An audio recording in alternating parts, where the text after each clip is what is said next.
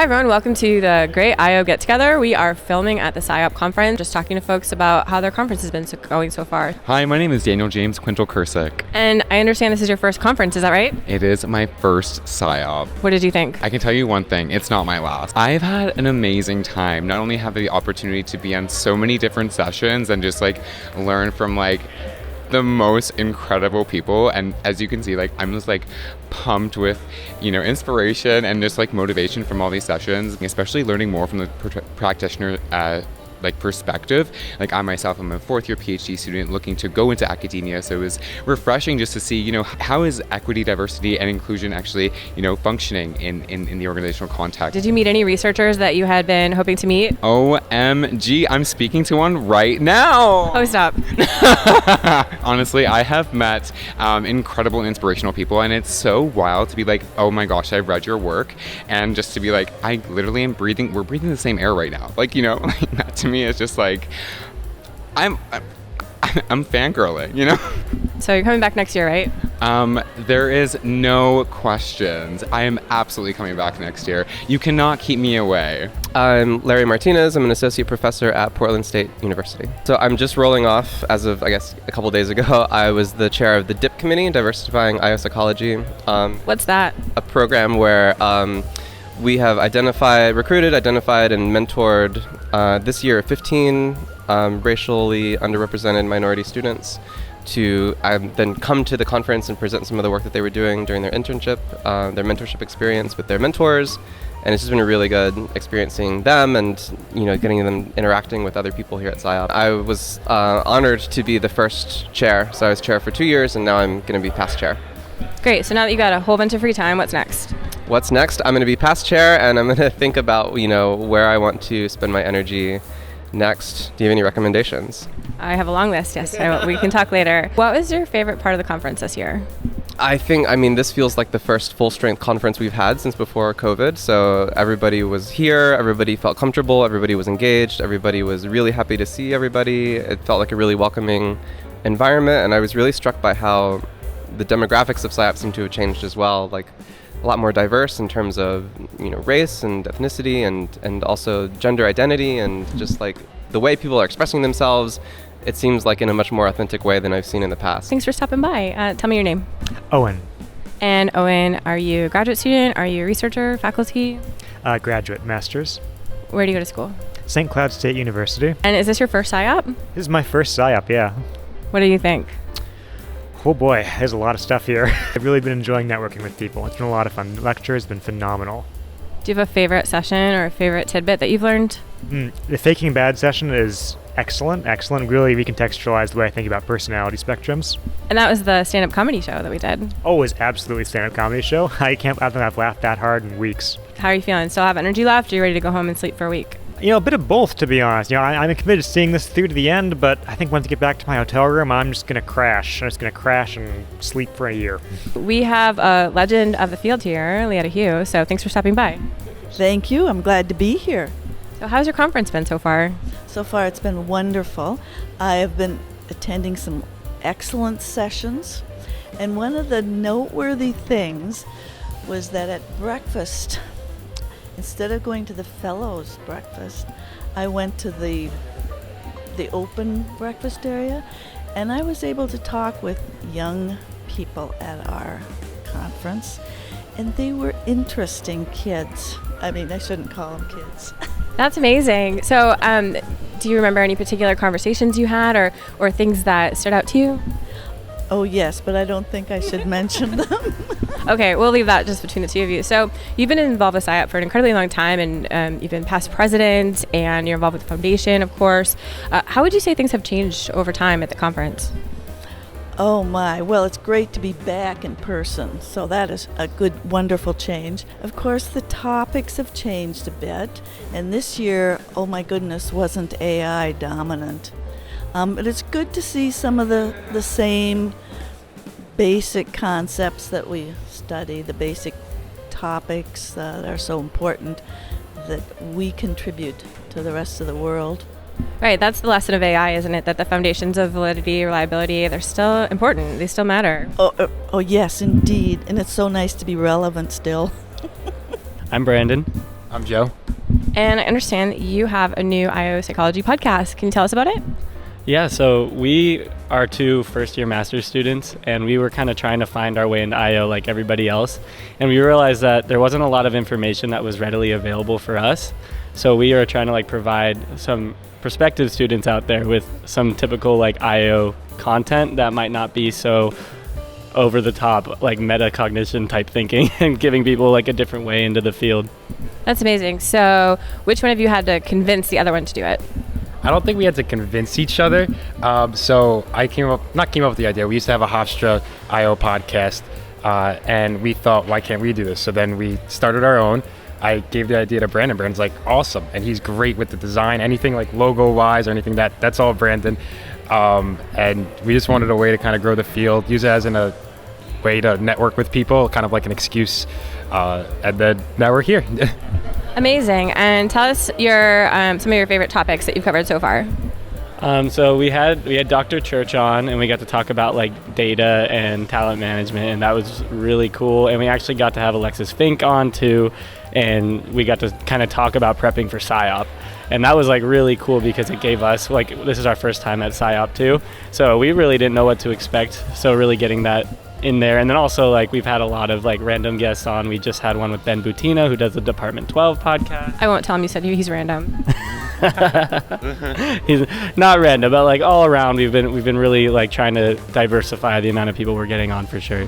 That's great. So what was the pre-SIOP tip that you got that was the most useful? Probably talking to as many people as you can. I know at least as first year master's students and other people that you're ooh, should I go talk to them? Should I not talk to them? We told that everyone likes to talk about what they do, and just especially talk to students about what they're interested in, what they like to research.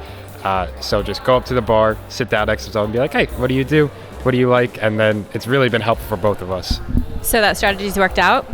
Yeah, I would say it has. And on top of that too, that's kind of the format of how our podcast is ran. We make it similar to what you do. It's very conversational, and we're trying to just kind of get people to open up and talk to us about the real life application of this in a less, like I said, meta way. So it's really cool to just kind of sit down, talk to people, and go to the bar and just get to know people. I think it's great. I don't know if you caught President Mo Wang's presidential address, but he talked about the ecosystem of IO and translators being a really important part of that. People who take knowledge and translate it for consumption to a broader audience. It sounds like that's exactly what you're doing.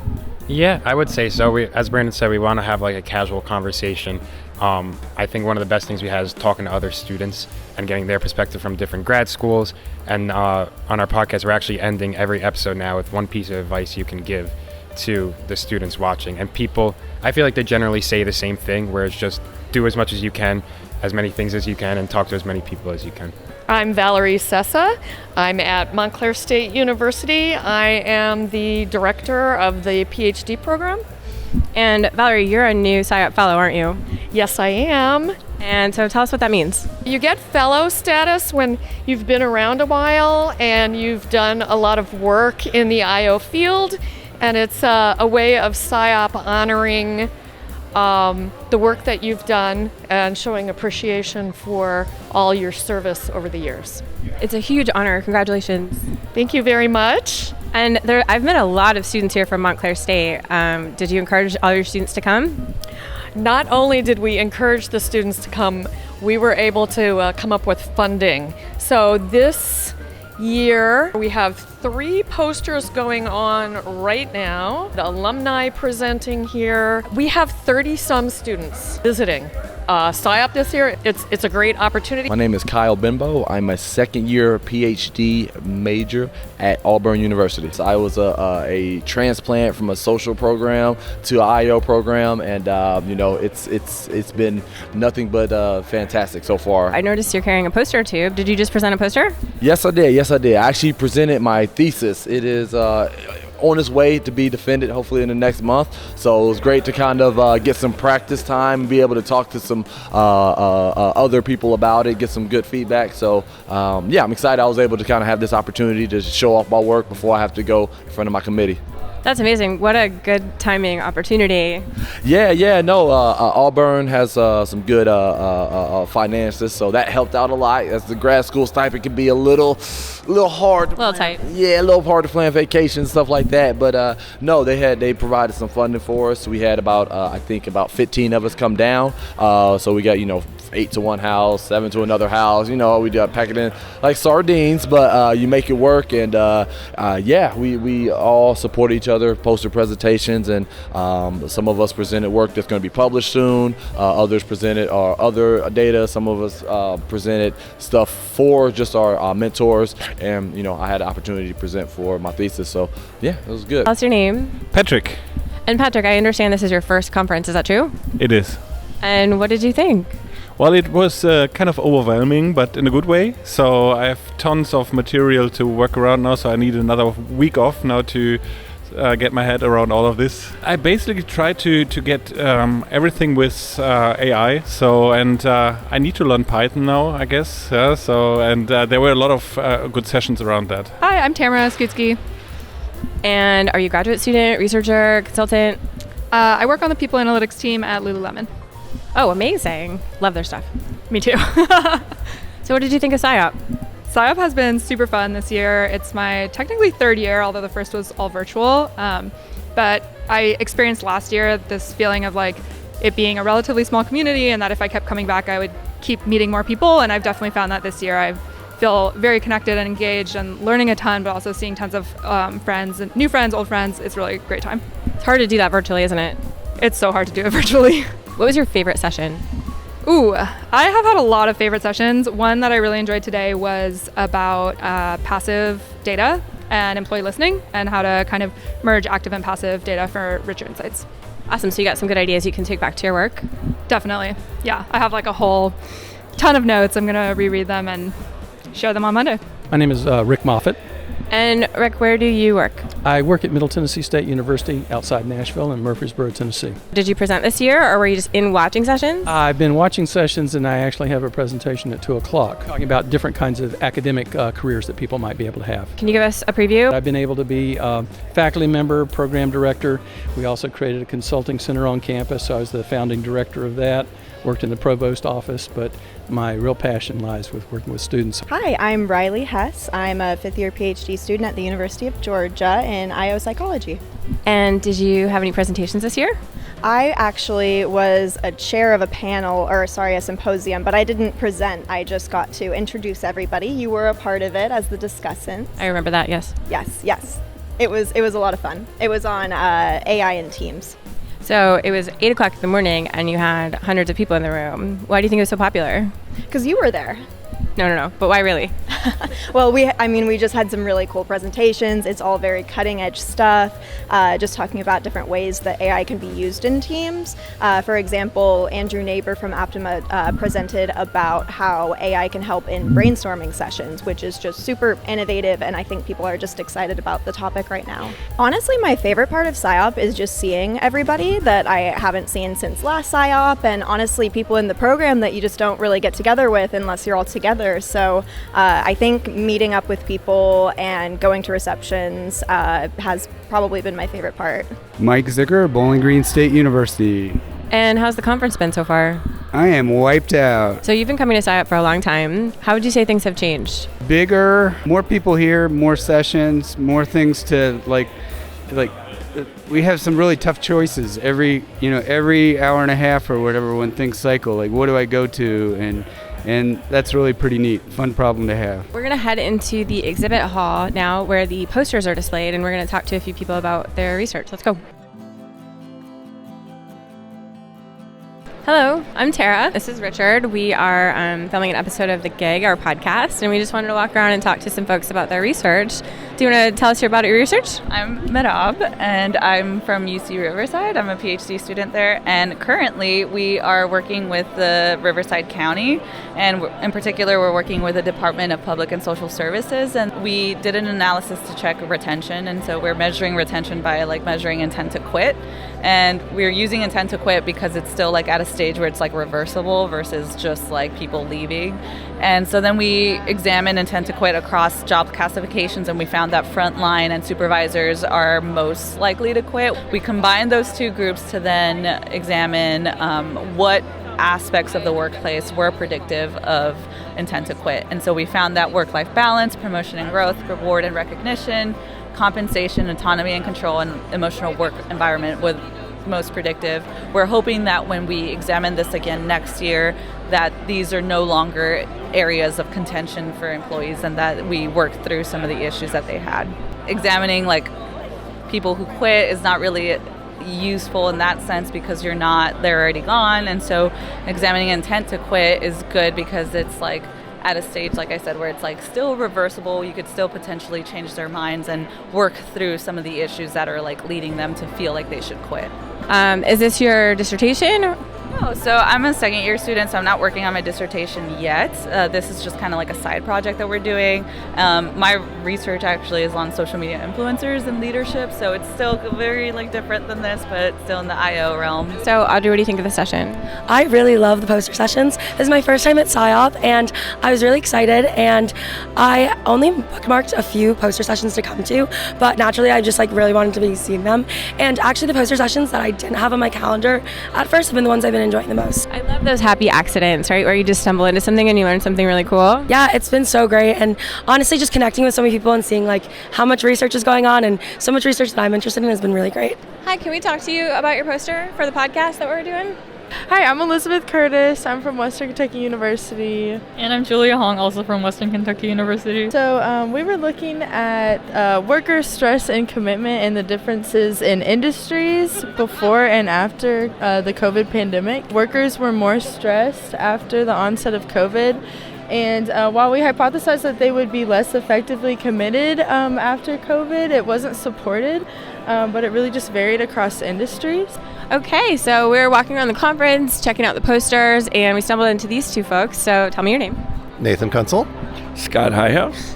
And both of you have been involved with SIOP for a long time. What do you think of this conference? I think it's been great to get back together again and have all the friends and engagement. Like this guy here? Yes, and I think the content was really good this year compared to some other years. There was a lot of stuff I wanted to see. It was good. I thought so too. All the session rooms were packed. Did you notice that? Yeah, a lot. Some really big crowds, especially Paul's validity paper got quite a big crowd. Yeah. It's funny, some people have asked whether we still need conferences in this day and age and whether we should transition, but there's something that just really only happens when you gather in person, don't you think? Absolutely. I absolutely adore walking through the poster sessions, even for topics that aren't necessarily my thing. I learn a lot. I engage with people, build community. I think it's great. Me too. I don't even bother putting things on my schedule anymore because I figure I'll just run into something and learn something new. So do you have students presenting here? Several. Yep. Even some symposia that they're chairing. So, yeah. You must be very proud. Very proud. Of course. You're not proud, I can tell. Deeply proud. I'm so proud it doesn't even register. It's so profound. Oh, I see. I'm proud that you caught me wearing a t-shirt at SIOP. It is the last day, so, there is a well understood norm that the fanciness goes down each day. Yes, it does. And it starts less fancy as I get older, too. I hear you. So, do you still feel like you have energy left, or are you going to go home and sleep for a week now? I'm just feeling good that I've got a button-up shirt on and Scott doesn't. So, yeah, I'm energized. Oh, the times were hard and the wages low. Leatta, Johnny, Leatta. I guess it's time for us to go. And it's time for us to leave her. Leatta, Johnny, Leatta. Oh, Leatta, Johnny, Leatta. For the voyage is done and the winds don't blow. And it's time for us to leave her. That's it for another gig. To stay in touch, subscribe on YouTube, check out our website at thegig.online, join our LinkedIn group, sign up for our email notification list, and join our Discord. So many ways to connect. Thanks for joining us, and see you next time for another great I.O. get-together.